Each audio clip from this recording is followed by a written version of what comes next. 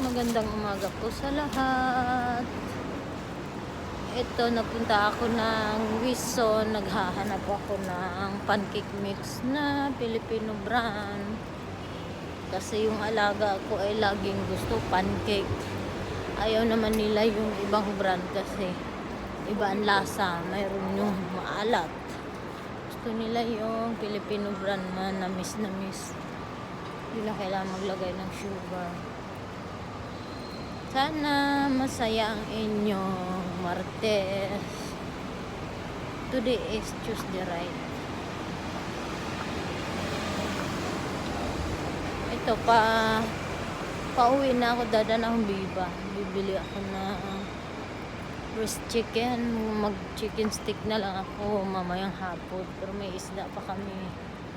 Meron pa kami natirang sibrim na yung inubin ko kahapon.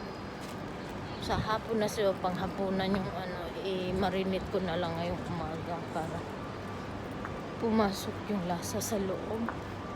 Ang ganda ng araw. Teka guys, picturean ko. Sumikat na si Haring Araw.